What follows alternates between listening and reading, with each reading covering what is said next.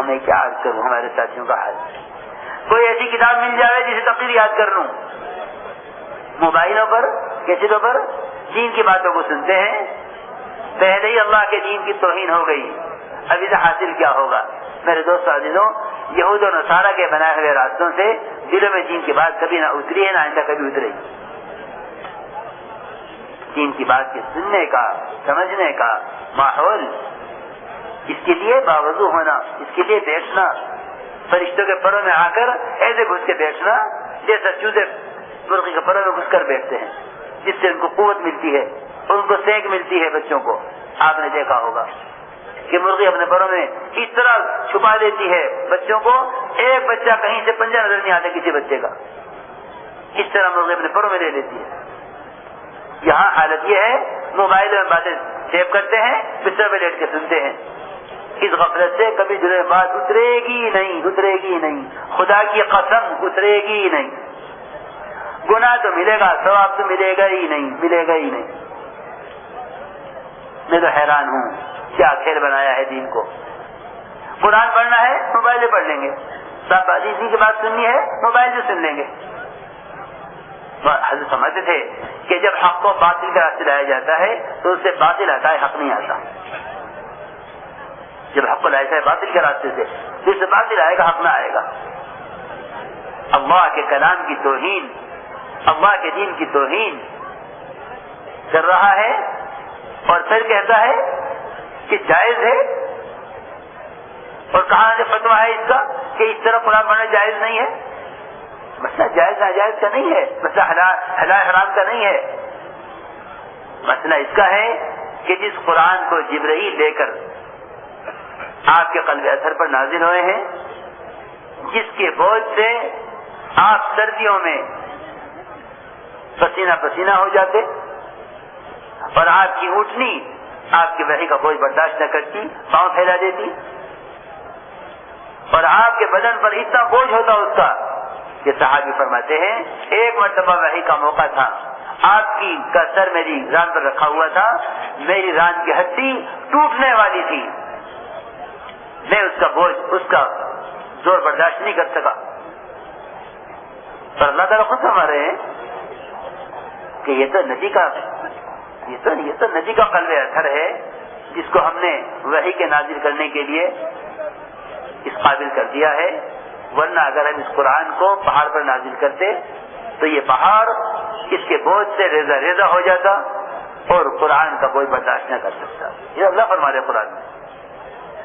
ہمارے احساس مردہ ہو چکے ہیں, یہودیت نصرانیت دلوں میں جگہ بنا چکی ہے. کہتے ہیں کہ تبلیغ میں تربیت نہیں ہے, تو نے تربیت کا کون سا اصول, کون سا طریقہ اختیار کیا ہے کہ تیری طرح سے تربیت ہوتی. طریقے رواجی ہیں, تربیت چاہتے ہیں سنت والی.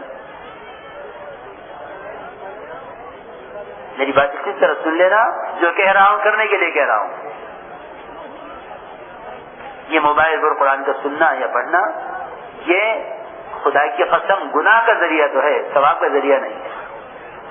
گناہ تو ملے گا, ثواب ملنے کا سوال ہی نہیں ہے, ثواب ملنے کا سوال ہی نہیں ہے. احمق اتنے بڑے ہیں, جہالت ایسی غالب ہے کہ کہتے ہیں کہ اس کا تعلق تو استعمال سے ہے. آپ دیکھیے استعمال کیا کے لیے کر رہے ہیں, استعمال کے اعتبار سے ہے. آپ غلط کے استعمال کر رہے ہیں, چیز غلط ہے, اور صحیح کے استعمال کر رہے ہیں, صحیح ہے. میں مثال دیا کرتا ہوں, بار بار دیتا ہوں, اللہ کرے دلوں میں اتر جائے. مریض کی پیشاب دانی جو پیشاب کے لیے بنائی جاتی ہے, وہ خاص قسم کا ٹیڑھا برتن ہوتا ہے, اور مریض کی چارپائی کے نیچے رکھا رہتا ہے. اگر اس کو دھو لیا جائے, پاک کر لیا جائے, اس میں کوئی پانی پینا پسند نہیں کرتا. یہ برتن اس کے لیے نہیں ہے. آپ بازار سے نیا خریدنا ہے اور آپ کے گھر میں اس کے علاوہ کوئی برتن نہ ہو, آپ نئی پیشاب دانی خرید کے لائے بازار سے, ابھی پیشاب کے لیے استعمال نہیں کیا آپ نے, پیشاب کے لیے استعمال نہیں کیا آپ نے, نئی خرید کر لائے, اس کے علاوہ کوئی برتن نہیں ہے, گھر میں پانی پینے کے لیے، آپ کی طبیعت کبھی گوارا نہیں کرے گی کہ آپ اسے پانی پئیں، نہیں، یہ اس کام کے لیے نہیں بنائی گئی ہے۔ آدمی تھوڑا سا اپنی عقل کو استعمال کرے تو اس کو ان چیزوں پر قرآن اور حدیث کا پڑھنا اور دیکھنا خود مکروہ اور برا معلوم ہوگا کہ نہیں۔ اللہ کا کلام بہت اونچا ہے، یہ اس کام کے لیے، اس چیز کے لیے نہیں ہے۔ اکرمہ رضی اللہ تعالیٰ عنہ قرآن کو کھولتے، پیار کرتے، سر پہ رکھتے، آنکھوں سے لگاتے، بار بار کہتے کلام ربی، کلام ربی، میں رب کا کلام، میں رب کا کلام۔ کون ہوگا بے وقوف جو اٹھا کے موبائل کو سر پہ رکھے، سر آنکھوں سے لگا لے، کیوں میرے رب کا کلام، یہ کیسے رب کا کلام، جو دیکھے گا پاگل کہے گا تجھے۔ دوستو عزیزوں، اصل میں احساس مردہ ہو گئے، احساس مردہ ہو گئے، ورنہ میں کیا قصہ سناؤں تاکہ تمہارے بات تو سننے آ جائے۔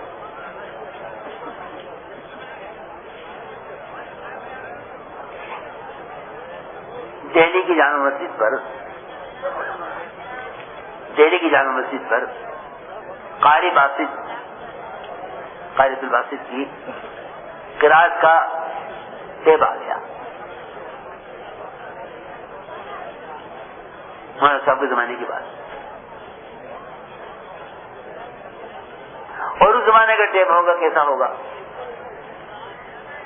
اب جو سنے اس کو یقین نہ آئے کہ جناب کیسے ہو سکتا ہے کہ مشین میں سے انسان کی آواز آئے؟ جو سنے اس کو شوق دیکھنے کا۔ چنانچہ کہیں سے کسی نے خبر پہنچا دی بنگلے والی مسجد، اور وہاں چند ساتھیوں نے سوچا کہ چلو چپکے سے دوپہر کو چلیں گے اور دیکھ کر آئیں گے۔ تو 4-5 ساتھی وہ گئے حضرت سے چھپ کر مولانا صاحب سے، اور جا کر وہ اس مشین پر ان کی قرات قرآن سن کر آتے۔ وہاں قرآن سن رہے تھے تو کسی کام کرنے والے نے دیکھ لیا، انا للہ و انا الیہ راجعون، دعوت کے کام کرنے والے یہود و نصارہ کی بنائی ہوئی مشین پہ قرآن سن رہے، یہ کیسے ہو سکتا ہے؟ اس نے وہاں سے حضرت کو خبر کرا دی کہ جی مرکز سے 5 آدمی آئے ہیں اور وہ یہاں ایسی مشین آئی ہے جس میں سے آواز نکل رہی ہے انسان کی، اور وہ قرآن کی آواز آ رہی ہے اس میں سے، اور یہ اس پر قرآن سن رہے ہیں۔ بس حضرت کہاں تھے؟ جب یہ لوگ واپس آئے حضرت نے سب کے کان پکڑوا دیے، سب کو مرغا بنایا اور لاٹھی ان کے ہاتھ میں۔ حضرت روتے جامے مارتے جامے، روتے جامے مارتے جامے، روتے جامے مارتے جامے، اور یہ کہتے جائیں انا للہ و انا الیہ راجعون، انا للہ و انا الیہ راجعون۔ میرے ساتھی اللہ کے کلام کو یہودیوں کے مشین پہ سن کے آئے۔